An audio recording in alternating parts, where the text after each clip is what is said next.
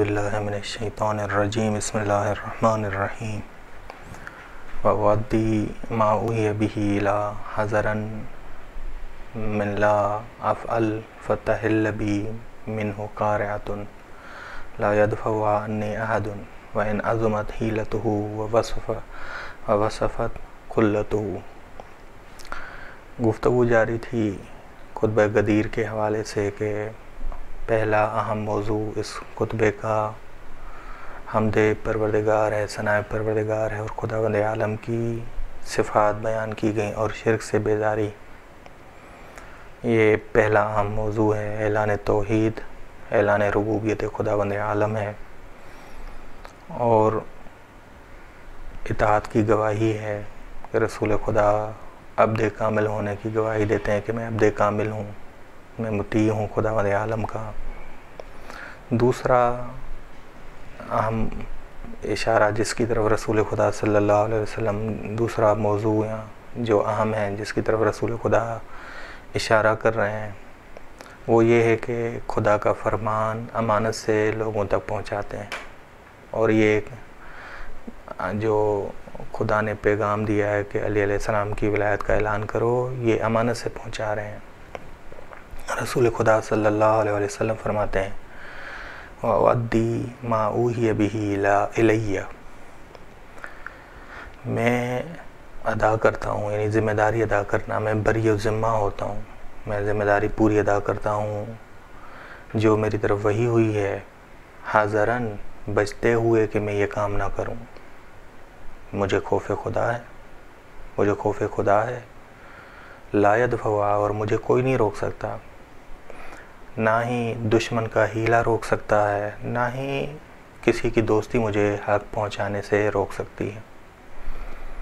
بس رسول خدا صلی اللہ علیہ وسلم فرما رہے ہیں کہ جس قدر میری طرف وحی نازل ہوئی ہے اسے میں نے لوگوں تک امانت سے پہنچایا ہے، امانت سے پہنچایا ہے۔ رسول خدا صلی اللہ علیہ وسلم وحی الہی تک وحی الہی کو لوگوں تک پہنچانے میں امین بھی ہیں، اس میں کمی بھی نہیں کرتے، اور وحی الہی کے علاوہ کوئی کسی بات میں اضافہ بھی نہیں کرتے، کوئی بات اضافہ نہیں کرتے کہ قرآن بھی گواہی دیتا ہے وَمَا يَنطِقُ عَنِ الْهَوَىٰ إِنْ هُوَ إِلَّا وَحْيٌ يُوحَىٰ۔ بس خیانت وہ کرتا ہے جو ہوا اور ہوس کا بندہ ہو، ہوا اور ہوس کا بندہ ہو۔ رسول خدا صلی اللہ علیہ وسلم معصوم ہے، خوف الہی رکھنے والے، ذمہ داری کو انجام دینے میں کوتاہی نہ کرنے والے۔ رسول خدا صلی اللہ علیہ وسلم فرماتے ہیں کہ کوئی بھی امانت الہی اس پہنچانے میں مجھے کوئی روک نہیں سکتا، نہ کوئی دشمن کا حیلہ، اور نہ ہی کوئی قریبی ہو اس کی وجہ سے میں رک جاؤں کہ قریبی کوئی مجھے وحی الہی یعنی جو امانت ہے جو لوگوں تک پہنچانی ہے اس کو پہنچانے میں قریبی کوئی معنی نہیں بن سکتا میرے لیے۔ بس رسول خدا کامل امین ہے۔ یہ اہم ترین اشارہ رسول خدا صلی اللہ علیہ وسلم نے کیا کہ میں کامل طور پہ امین ہوں۔ اس کے بعد فرماتے ہیں کہ قد علمنی انی لم ابلغ ما انزل الی فی حق علی فما بلغت رسالتہ۔ خداوند عالم نے مجھے سمجھایا ہے، مجھے معرفت دی ہے کہ اگر میں نے جو علی علیہ السلام کے متعلق حکم ہے وہ لوگوں تک نہیں پہنچایا تو رسالت میری کامل نہیں ہوگی، رسالت میری کامل نہیں ہوگی۔ وقد ضمن علی تبارک و تعالی الاسم، خدا ضامن ہے میرا، خدا میرا ضامن ہے کہ مجھے لوگوں کے شر سے، لوگوں کے خطرے سے محفوظ رکھے۔ وَهُوَ اللَّهُ الْكَافِيُّ الْكَرِيمُ۔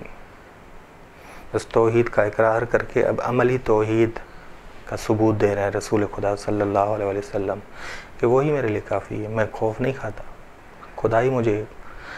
بس خطرہ بڑا تھا، خطرہ بہت زیادہ تھا، اور یہ رسول خدا صلی اللہ علیہ وسلم اس خطرے سے ڈر نہیں رہے تھے، لیکن خطرے کو بتایا ہے رسول خدا صلی اللہ علیہ وسلم کہ اس خطرے میں ضامن میرا خدا ہے اور وہی کافی و کریم ہے، وہی میرے لیے کافی ہے. ٹھیک. فَأَوْحَىٰ إِلَيَّ، بس خدا نے میری طرف وحی کی ہے. بسم اللہ الرحمن الرحیم. یا ایھا الرسول بلغ ما انزل الیک من ربک، پہنچا دے وہ حکم جو تیری طرف پوری طرح تیرے رب کی طرف سے پہنچا ہے علی علیہ السلام کے متعلق، علی علیہ السلام کی خلافت کے متعلق، علی علیہ السلام کی خلافت کے متعلق. وَإِن لَمْ تَفْعَلْ، اور اگر یہ تو نے کام انجام نہیں دیا، یہ تیری رسالت کی ذمہ داری، تیری رسالت کی ذمہ داری ہے. بس اگر کوئی تمام احکامات پر عمل کرے جو رسول خدا صلی اللہ علیہ وسلم کی طرف سے آئے ہیں، اور دین اسلام کی قوانین پر عمل کرے اور ان پر ایمان لے آئے، لیکن غدیر پر ایمان نہ لے آئے، گویا وہ کسی پر ایمان نہیں لایا، کسی پر ایمان نہیں لایا. بس روز غدیر خم علیہ السلام کا تعارف عہد کا، اسلام کا عہد نبھانے کے لحاظ سے کروایا گیا ہے کہ اسلام کا عہد دشمنوں کے اندیشے کو باطل قرار دے دیا گیا، اور دین ان حضرات کی ولایت سے کامل ہوا کہ الحمدللہ الذی، تمام تعریف اس خدا کے لیے ہے جس نے ہمیں خدا کی ولایت، خدا کی رسول کی ولایت، اور اس کے بعد علی علیہ السلام کی ولایت. اور بس تمام تعریف خدا کے لیے ہے کہ جس نے ہمیں علی علیہ السلام اور اولاد علی علیہ السلام کی ولایت سے متمسک رہنے کی توفیق دی. بس غدیر یہ نہیں ہے کہ علی علیہ السلام اور اولاد علی سے ہم متمسک ہوں، ان کی ولایت سے متمسک ہوں. اب جی خداوند عالم نے رسول خدا صلی اللہ علیہ وآلہ وسلم کے لیے فرمایا کہ اگر علی علیہ السلام کے منصب کو اپنے ہاتھوں سے انجام نہ دو، اپنی زبان سے بیان نہ کرو، تو رسالت کی عملی ذمہ داری تم نے ادا نہیں کی. یعنی اے رسول، رسالت امامت کے بغیر نامکمل ہے، اور امامت رسالت کے بغیر نامکمل ہے. دین اسلام کو زندگی فراہم کرنے والی امامت ہے، جس کی اساس، جس کی بنیاد رسالت ہے. اس امامت کی اساس اور بنیاد کیا ہے؟ رسالت ہے. روز غدیر کی عظمت کو آشکار کرنے والے بہترین معرف قرآن اور اطرت ہے. قرآن کریم کہتا ہے کہ یا ایھا الرسول، بس یہ آیت اتری اور رسول خدا صلی اللہ علیہ وسلم نے امانت کے ساتھ اسے ادا کیا اور کہا کہ میرے لیے کافی ہے. خطرہ بھی ہے، اس خطرے کو بھی محسوس کر رہے تھے، اور اس خطرے میں ضامن خداوند عالم، ضمانت خدا نے دی، اور رسول خدا نے عملی مظاہرہ کیا کہ وہی میرے لیے کافی ہے. ڈرے نہیں، خوف نہیں کھایا، کہا کہ میرے لیے وہی کافی ہیں، خدا ہی کافی ہے. یا ایھا الرسول بلغ ما انزل الیک من ربک. اس آیت میں غور کریں تو خداوند عالم نے ایسے نہیں کہا کہ یا ایھا النبی، یا ایھا النبی. بس معلوم ہوتا ہے کہ رسالت کا جانشین امام ہے، رسالت کا جانشین امام ہے. یا ایھا النبی ہوتا تو صرف پیغام کس کے لیے ہوتا؟ گھر والوں کے لیے. یا ایھا النبی قل لازواجک. یا ایھا الرسول آیا نے پوری امت تک یہ پیغام پہنچاؤ، یہ تیرا پیغام پوری امت تک پہنچے. بس اگر لوگوں تک منصب امامت لوگوں تک نہ پہنچے، لوگوں کے لیے آشکار نہ ہو، تو تیری رسالت کامل نہیں ہوگی، تیری رسالت کامل نہیں ہوگی. علیہ السلام انسان کامل ہیں، انسان کامل ہیں، ایک نور سے خلق ہونے والے ہیں رسول خدا اور علیہ السلام. خلقت انا وعلی، مجھے اور میرے، یعنی مجھے اور علی کو من نور واحد، نور واحد سے خلق کیا. خلقت انا من نور واحد. عالم ارواح میں ایک نور تھا، جبکہ دنیا میں یہ نور نبوت اور رسالت کے لبادے میں تھا، اور رسول خدا کا نور اور امام علی کا نور امامت کے لبادے میں تھا. اس ماہ ذوالحج پربرکت مہینہ ہے. اس مہینے میں 18 ذوالحج کو روز غدیر ہے.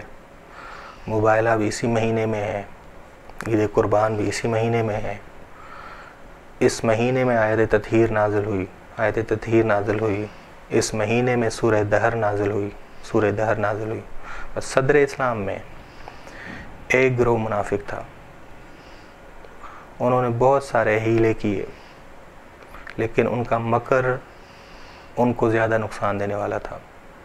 رسول خدا صلی اللہ علیہ وآلہ وسلم کی رحلت کے یہ لوگ منتظر تھے، کیونکہ رسالت سے امامت نکلتی ہے۔ بس وہ کہتے ہیں، قرآن نے کہا کہ وہ کہتے ہیں کہ شاعر ہے اور ہم اس کی موت کے منتظر ہیں، کبھی کہتے تھے کہ اس کا کوئی فرزند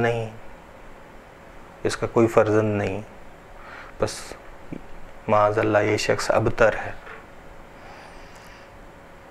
اور رسول خدا صلی اللہ علیہ وآلہ وسلم کو خدا نے اولاد دی، جناب زہرا کی صورت میں جناب زہرا دی، اور کہا کہ تیرا دشمن ہی ابتر ہے۔ بس کبھی یہ کہتے تھے کہ اس کے مکتب کا کوئی حافظ نہیں ہے، اس کے بعد کوئی نہیں ہے جو اس کی توحید کو معاشرے تک پہنچائے۔ بس کتنا ضروری تھا کہ غدیر خم کے مقام پہ رسول خدا اپنے جانشین کا اعلان کریں، ولایت سیاسیہ، بس اس کا کوئی جانشین نہیں۔ بس خداوند عالم نے کہا کہ تجھے ہم نے غدیر دی تاکہ ان کے فتنے خاموش ہو جائیں، ان کے فساد خاموش ہو جائیں۔ بس ابتر کہتے تھے کوثر عطا کی، کہتے تھے کہ ان کے مکتب کا کوئی محافظ نہیں ہے تو تجھے علی عطا کیا، اولاد علی علیہ السلام دی۔ بس غدیر ان یہ ہے کہ تیرے بعد مکتب کا محافظ، تیری رسالت کا محافظ یہ علی ہے اور اولاد علی، یہ مراد ہے۔ یہ بہت اہم نقطہ ہے، بہت ہی اہم نقطہ۔ بس امامت، ولایت امام امیر المومنین اور ائمہ علیہ السلام تجلی اور تسلسل رسالت ہے۔ دین تبھی باقی رہتا ہے جب دین مبین کا مفسر موجود ہو، رسول خدا کے پاس مفسر موجود ہو، مدافع موجود ہو، دفاع کرنے والا موجود ہو۔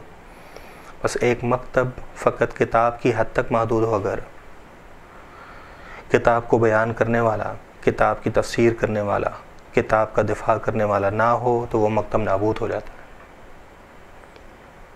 العلماء ورثۃ الانبیاء، علماء انبیاء کے وارث کیوں ہیں؟ کیونکہ وہ انبیاء علیہ السلام کے مکتب کو بیان کرتے ہیں، انبیاء علیہ السلام کے مکتب کا دفاع کرتے ہیں۔ بس منافقین باطل گمان کر رہے تھے کہ مکتب توحید ختم ہو جائے گا، رحلت رسول خدا کے ساتھ ہی مکتب ختم ہو جائے گا، اولاد نہیں ہے۔ بس یہ شخص معاذ اللہ ابتر ہے، کوثر عطا کیا، زہرا سلام علیہ کو عطا کیا۔ اس کے دین کا محافظ نہیں ہے، علی علیہ السلام عطا کیا۔ بس اس سے ایک چیز نقطہ ذہن میں رکھیں کہ آل میں علی علیہ السلام بھی شامل ہے۔ اس اولاد کو آل کہا جاتا ہے جو دین کی محافظ ہے، دین کی حفاظت کرتی ہے، مکتب رسول خدا کی مکتب کی محافظ ہے۔ بس غدیر خم کے موقع پر اعلان ولایت، امام علی کی ولایت کا اعلان جب ہوا تو کافر لوگ مایوس ہوئے۔ قرآن نے کہا کہ الیوم یئس الذین کفروا، میں سمیت عمار کہتے ہیں کہ کوفے میں امام علی علیہ السلام کا خطاب سننے گیا تو امام نے کہا کہ ولا یکون الامام اماما، امام تب امام ہے جب وہ اذن الہی سے مردوں کو زندہ کرے، اذن الہی سے آسمان سے بارش برسائے، معجزانہ کام کرے، وہ امام ہے۔ اس کے بعد میں سمیت عمار کی طرف اشارہ کرتے ہوئے کہا کہ تم میں سے ہے کوئی جو جانتا ہے کہ میں آیت باقیہ ہوں؟ بقیت اللہ ہوں، میں بقیت اللہ ہوں، میں کلمہ تامہ ہوں، میں حجت بالغہ ہوں۔ اس کے بعد امام نے خطبہ شکشکیہ کو بیان کیا امام نے۔ بس یہ ذہن میں رکھیے گا کہ امام بارہا اپنی امامت کو آشکار کرتے تھے، بیان کرتے تھے، لیکن کب جب خلافت میں آئے تو واضح طور پہ لوگوں کے درمیان بیان کرتے تھے، اور جب مشکلات تھی لوگوں سے دور کیا گیا امام کو تب بھی بیان کرتے تھے، لیکن لوگوں تک یعنی کافی لوگ امام سے دور تھے، کافی لوگوں تک امام کا پیغام نہیں پہنچا۔ امام نے کہا کہ تم لوگوں کو میرے بارے میں علم نہیں ہے، تمہیں نہ خندق کے بارے میں بتایا گیا ہے، نہ بدر کے حوالے سے بتایا گیا کہ بدر میں میرا کیا کردار تھا، خندق میں میرا کیا کردار تھا۔ بس رسول خدا صلی اللہ علیہ وسلم نے خطبے کے آغاز میں مہم ترین مطلب توحید کے حوالے سے بیان کی۔ اس کے بعد ایک نقطہ کہ میں خیانت نہیں کرتا، میں مقصر نہیں ہوں۔ تقصیر سے مراد رسول خدا صلی اللہ علیہ وسلم نے کہا کہ میں مقصر نہیں ہوں، خدا کے پیغام پہنچانے میں تقصیر نہیں کرنے والا۔ بس تقصیر سے مراد سستی کرنا ہے، کوتاہی کرنا ہے، فرار اختیار کرنا ہے، کہ رسول خدا نے کہا کہ میں سستی نہیں کرتا، کوتاہی نہیں کرتا، فرار اختیار نہیں کرتا۔ بس رسول خدا نے واضح کیا کہ غدیر دین قیم کی بنیاد ہے، تمام مسلمانوں کو زندہ کرنے والا ہے، صرف شیعوں کو نہیں۔ اس خطبہ غدیر سے یہ ہمیں معلوم ہوتا ہے، یہ دین اسلام کو زندہ کرنے والا، نہ کہ فرقے کو۔ یہ صرف فرقے کے لیے نہیں ہے غدیر، یہ دین کے لیے، دین اسلام کے لیے غدیر۔ بعض لوگ یہ خیال کرتے ہیں کہ فرقے سے منسوب ہے، فرقے سے تعلق رکھتی ہے۔ غدیر فرقے سے تعلق نہیں رکھتی، غدیر دین اسلام سے تعلق رکھتی ہے، دین اسلام کی مضبوطی کے لیے غدیر۔ ایک اہم نقطہ جو ہمیں اس خطبے سے معلوم ہو رہا ہے کہ معاشر الناس، دیکھیں رسول خدا صلی اللہ علیہ وسلم کیا فرماتے ہیں، معاشر الناس، اے لوگو، یہ نہیں کہا معاشر الشیعہ۔ بس رسول خدا کہہ رہے ہیں کہ دین کو مکمل کرنے کے لیے، دین اسلام کی حفاظت کے لیے غدیر، نہ کہ فرقے کی حفاظت کے لیے۔ معاشر الناس، اے لوگو، میں نے خدا کے حکم کو پہنچانے میں کبھی کوتاہی نہیں کی۔ معاشر الناس ما قصرت فی تبلیغ ما انزل اللہ علیہ، جو خدا نے میری طرف نازل کیا ہے میں نے اس کو پہنچانے میں مجھے جان کو خطرہ ہے، رسول خدا کو قتل کرنے کی سازشیں بنی، جان کو خطرہ تھا رسول خدا صلی اللہ علیہ وسلم کو، لیکن رسول خدا کیا کہہ رہے ہیں، ما قصرت، میں نے فرار اختیار نہیں کی، میں نے سستی نہیں کی، میں ہدف سے نہیں ہٹا، میں مقصد سے نہیں ہٹا۔ رسول خدا صلی اللہ علیہ وسلم کو اپنی جان سے زیادہ عزیز کیا تھا؟ دینی خطرہ، کہ میرے بعد اگر میں نے رسالت کے محافظ کا اعلان نہیں کیا، رسالت کے محافظوں کا اعلان نہیں کیا تو دین کو خطرہ ہو جائے گا۔ بس کیسے ممکن ہے کہ رسول خدا اعلان نہ کریں؟ بس اپنی جان سے زیادہ مجھے ترجیح دین کو ہے، میں ترجیح دین کو دیتا ہوں، بس میں کروں گا۔ اے لوگو، ما قصرت فی تبلیغ ما انزل اللہ علیہ، میں نے کوتاہی نہیں کی، خدا نے جو علیہ السلام کے حوالے سے سورہ مائدہ کی جو آیات میری طرف نازل کی ہیں ان کو پہنچانے میں کبھی کوتاہی نہیں کروں گا، بس۔ اور علیہ السلام کی ولایت کا اور علیہ السلام کی اولاد کی ولایت کا میں اعلان کروں گا۔ وصلی اللہ علی محمد اہل بیتہ الطیبین الطاہرین۔